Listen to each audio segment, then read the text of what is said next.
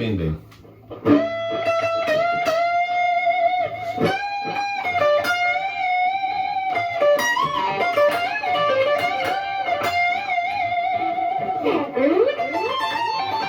Whatever.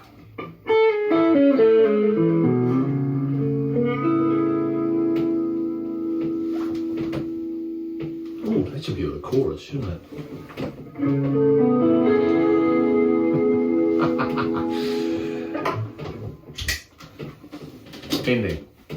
Bending string. Why do we do it, first of all? Because we're guitarists, I suppose. Forgive my blues rock brain.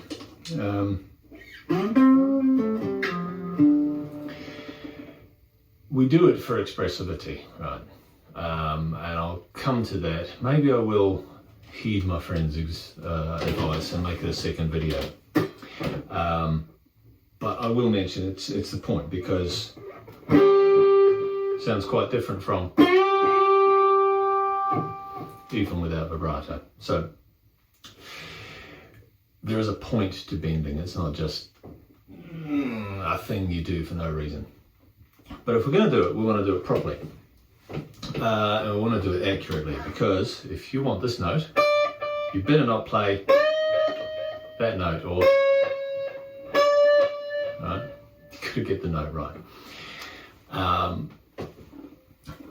So there's the accuracy of pitch, is how you get there, is what you do once you get there. Yeah, I mean, and various things, but yeah, we'll get there. Plus grease, which is another thing I will lump in. Anyway, so how do we get accuracy for a start? Reference pitch is important.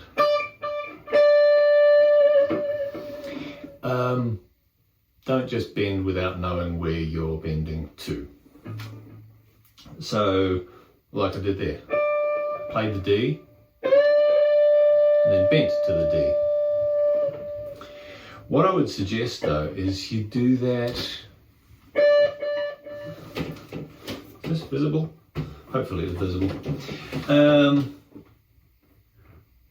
Different strings, different places, but also different frets, different numbers of frets. So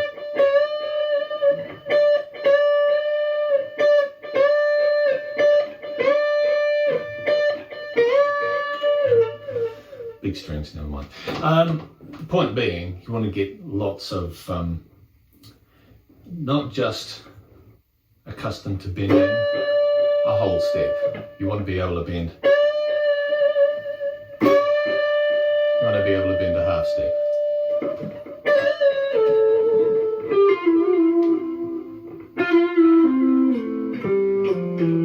Because that can be really nice.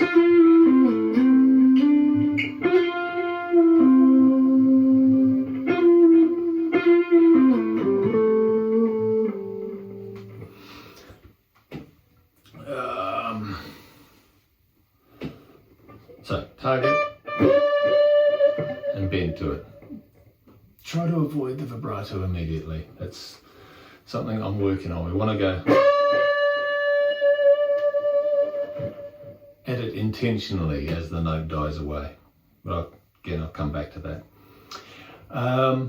You might think a unison bend is the way to do that. And there's two reasons why not. One is if you've got a floating trem, then when you bend this one, that's going to go flat. And so you're going to end up with a weird target note. The other thing is that unison bend, that's what you want. Is that, huh? I always struggled because I'd be doing a unison bend and it would just sound like one note. This was from very early on in my playing, and I thought, well, how is everybody getting these kind of cool sound, and I'm just getting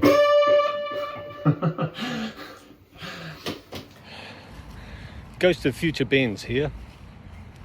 I thought I'd take a bit of time as I walk back to work from the gym To expand or qualify a little bit what I said about unison bends,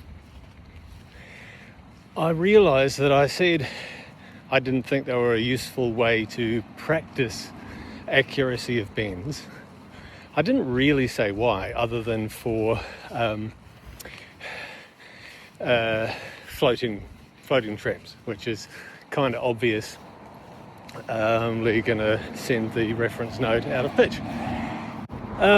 But even on a fixed bridge instrument, I think that there are some potential problems with using a unison bend to practice. Three things come to mind for me.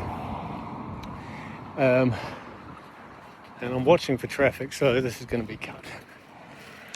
So the first thing, right, is that you're using one of your fingers to fret that note. The reference note, the one you're bending to, which takes away one of your supporting fingers from the bend.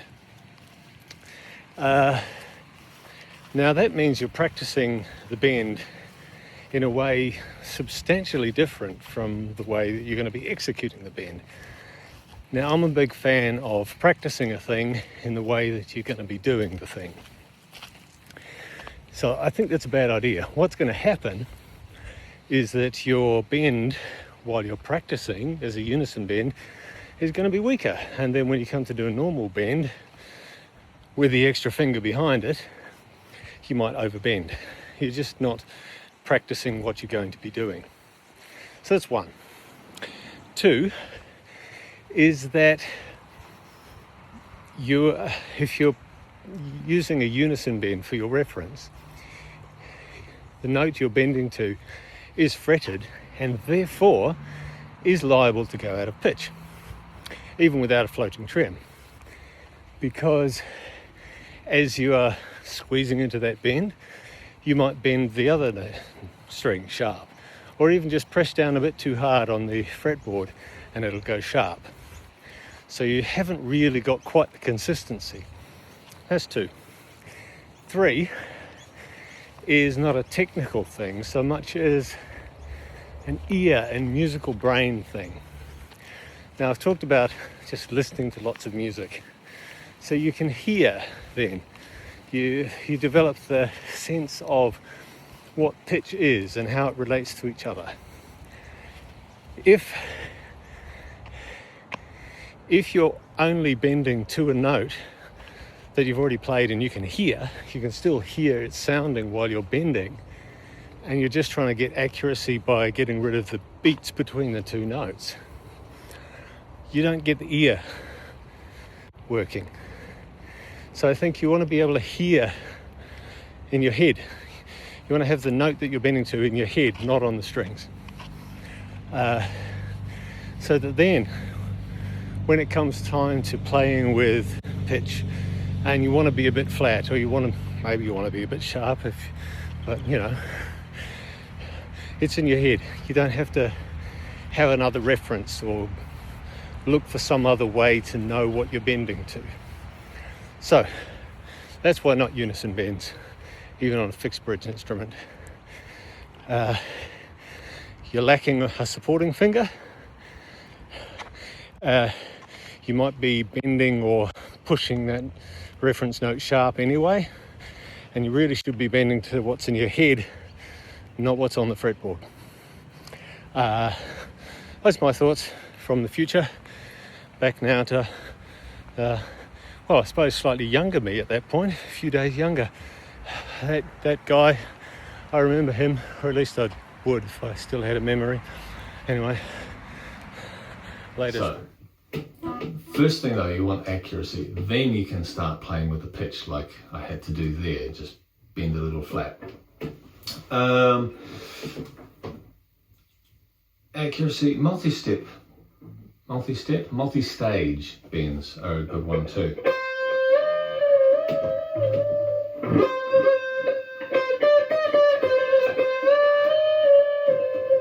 Coming down is hard.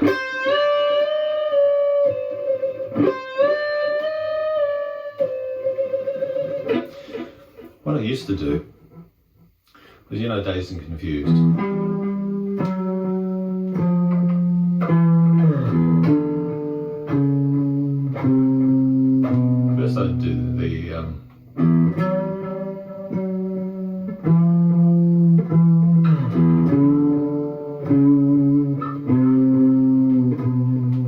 quite stupid.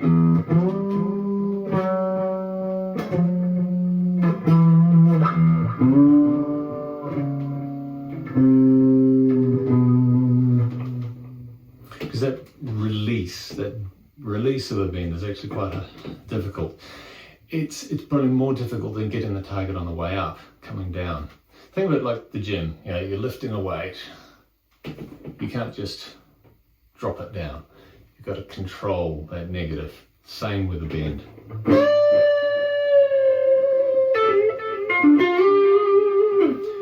Because you might want, or you might want,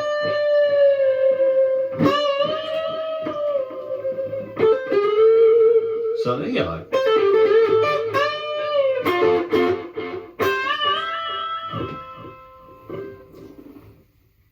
and again, there's that multi-stage bend, because it's not just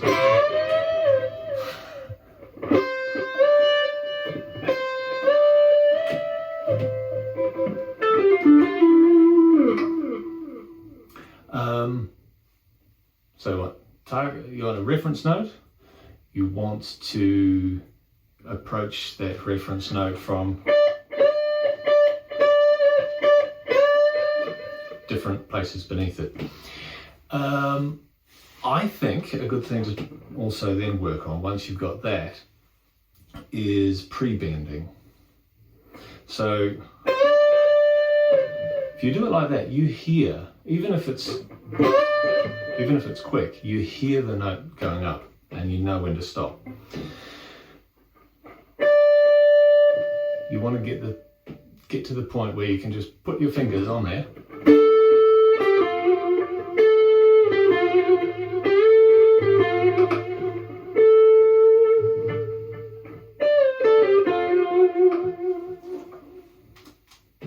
and have it at the right note. So reference point, approach from different things, multi-stage bends, pre-bends. Then you can play with the speed as well, because there's something quite different between and they're very different animals. So as an example, that's almost a pre-bend. Could be if you want, but fast bend, not, because then it sounds like you don't know. Right? That's the grease, I'll come to that. And there I think it's pick and then go up.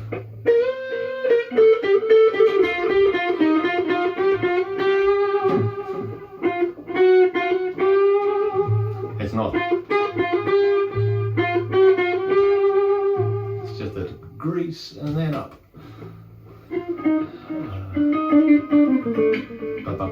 Whatever.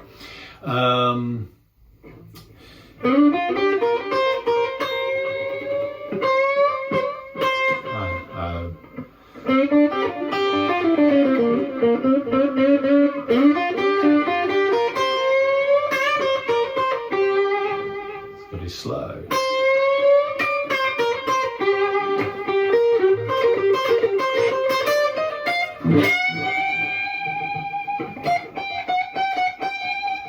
Not.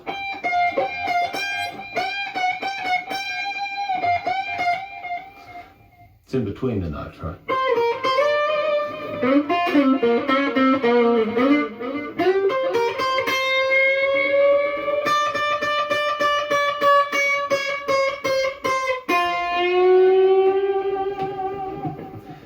So there's a solo with fast bends, slow bends, full bends, partial bends, a lot to look at.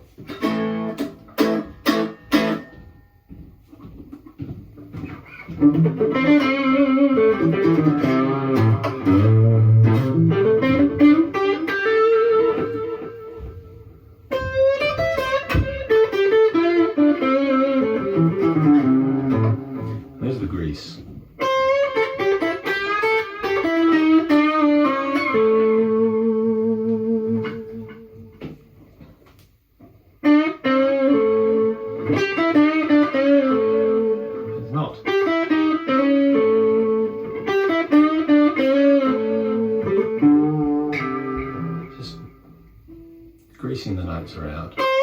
Bye.